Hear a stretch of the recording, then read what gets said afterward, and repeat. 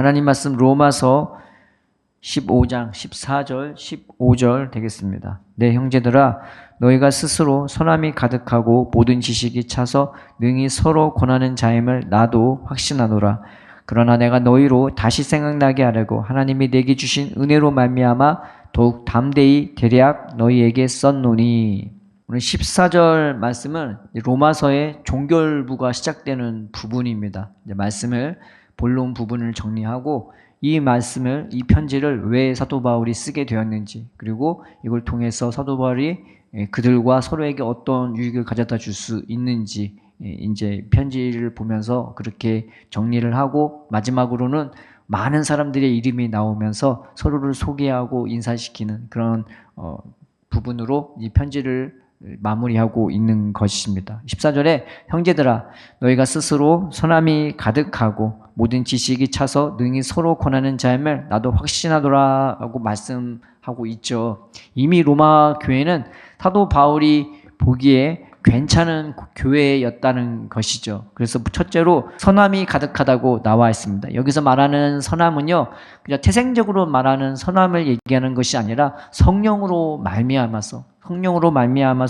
인격적으로 도덕적으로 성숙한 것을 말하고 있는 거예요. 그런데 그것이 흘러차고 넘칠 정도로 이 로마 교회 안에 선함이 가득하다고, 그런 성숙함이 묻어나고 있다고 이제 말하고 있는 것입니다. 또 하나는 이 로마 교회가 어떠냐, 사도 바울이 보기에 어떠냐, 모든 지식이 찼대요.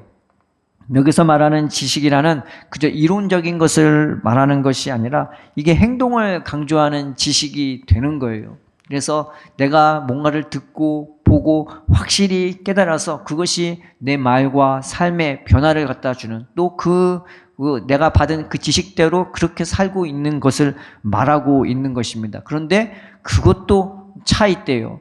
도덕적으로 인격적으로만 성숙한 게 아니라 행하는 모든 것들이, 말과 행실도 지식도 하나님을 이해하는 그런 모든 부분들도 가득 차 있다고 말하는 것입니다. 그 다음에 서로 권하는 자이다라고 말하고 있죠. 이 권한다는 말이 마음속에 두다라고 얘기하는 건데, 이것이 더 다른 말로 번역이 되면은 훈계하다, 책망하다라는 말로 되어 있는 것입니다. 사람을 막 내리치면서 혼내는 그런 것을 말하는 것이 아니라 온유함으로, 형제님 그거는 이렇게 하는 게 맞지 않을까요? 그거는 아니지 않을까요? 라고 하면서 형제들을 서로 권면하고 책망하는 그런 그 교회가 바로 로마 교회라고 말하고 있는 것입니다. 그러니까 교회 자체가 성숙한 신앙을 갖고 있고 또 온전한 분별력을 갖고 있어서 서로 간에 피차 훈계하고 권고하는 그런 훌륭한 교회가 이 로마 교회라는 것이죠. 그래서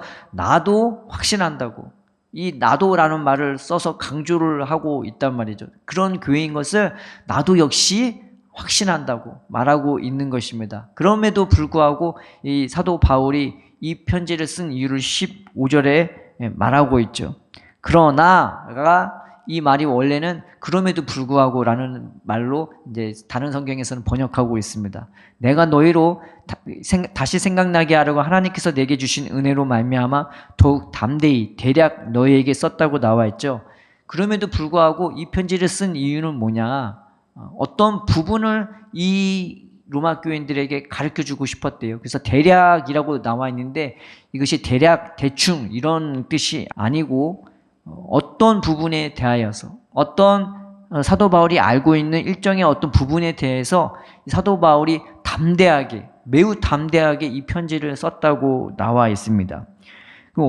왜 사도 바울이 그렇게 담대하게 쓸 수가 있었겠습니까? 자신의 유익을 위해서 그렇게 했던 것도 아니고, 자신의 명성을 위해서 그랬던 것이 아니고, 이 로마 교회를 더욱더 세워주기 위한 이 사도 바울의 바람이, 이 마음에 그 교회를 향한 사랑이 묻어나는 말씀이 바로 내가 너 담대하게 어떤 부분에 대해서 너희를 세워주기 위해서 이 편지를 썼다고 말하고 있는 것입니다. 근데 무엇으로 세워주냐? 그 이유가 뭐냐? 첫 번째가 은혜인 것입니다. 여기서 말하는 은혜라는 것은 내가 값을 치른 은혜를 말하는 것이 아니라 거저받은 은혜, 거저받은 구원, 거저 받은 무한한 생명과 영광을 말하고 있는 거예요. 그런데 그런 것들을 아낌없이 담대하게 그들을 세워주기 위해서 이 은혜에 대한 부분을 적어준 것이죠.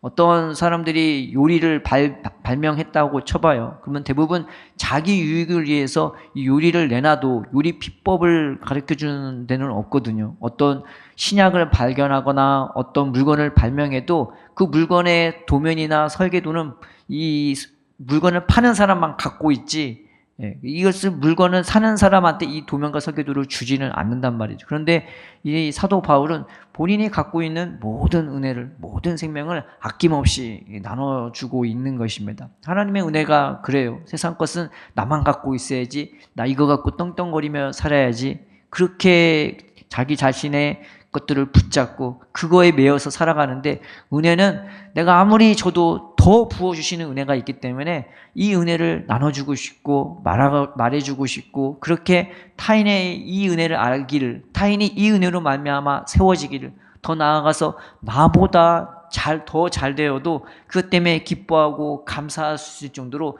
이 은혜를 알려주고 싶은 것입니다. 사도 바울의 심령이 지금 그러한 거예요. 이 은혜를 거저 당신이 받은 그 은혜처럼, 사도 바울이 받은 그 거저 받은 은혜와 사랑처럼 아낌없이 이 로마 교회를 향해서 자기가 아는 어떤 부분에 대하여서는 담대하게, 그럼에도 불구하고 이 로마 교회를 위해서 써준 것이죠. 또 하나는 뭐냐?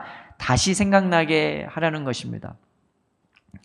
여기서 다시 생각나게 한다는 것은 이미 알고 있는 것이죠. 모르는 게 아니에요. 알고 있는, 그리고 복음의 범주에 들어가야 있는 거예요. 그럼에도 불구하고 이 말씀을 주신 것은 첫사랑을 다시 깨워주기 위한 이 사도 바울의 바람이 달려 있습니다. 이미 성숙해요. 이미 주님을 알고 있어요. 이미 성령의 역사로 인도받기 시작했어요. 그럼에도 불구하고 가장 본질적인 믿음이 무엇인지, 은혜가 무엇인지, 생명이 어떤 것인지를 더 분명하고 자세하고 확실하게 가르쳐 주어서 주님 앞에 더 뿌리내리도록, 이게 사도 바울의 바람이 그것입니다.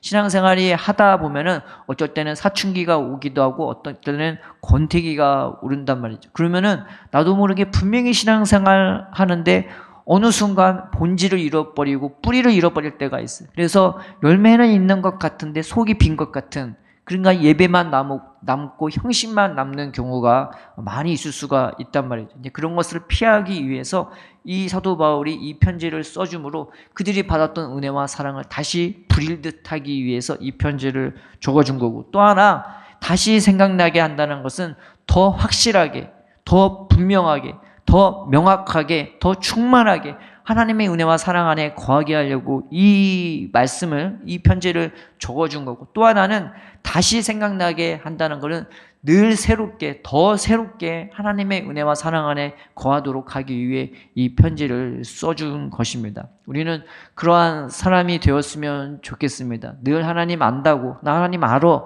하고 지식적으로 끝나는 그런 것이 아니라 늘 주님을 새롭게 배워나가는 저와 여러분들 되기를 바라고, 또 타인에게 대하여 하나님을 생각나게 하는 사람, 나 자신을 다시 한번 돌아보게 하는 그런 성숙한 자로 우리가 은혜를 누리기를 바랍니다. 나만이 아니라 내가 받은 은혜를 다른 사람한테 소개도 할 뿐이지만 나의 삶과 행실과 내 모습을 통해서 하나님을 생각나게 하는, 그리스도를 생각나게 하는 사람, 첫사랑을 다시 되돌아보게 해서 마음이 새로워지고 다시 첫사랑을 회복하게 하는 그러한 사람이 되기를 주님의 이름으로 축원드립니다. 이 말씀 붙잡고 하나님, 내 마음과 삶을 성령으로 인도해 주셔서 하나님, 누구들 봐도 늘 주님을 생각나게 하고 첫사랑을 생각나게 하고 다시금 본질을 깨우치고 부릴 듯이 하게 할 수 있는 그런, 다시 생각나게 하는 그런 사람이 되게 해달라고 이 말씀 붙잡고 다시금 주님 앞에 나아가는 저와 여러분 되기를 바랍니다.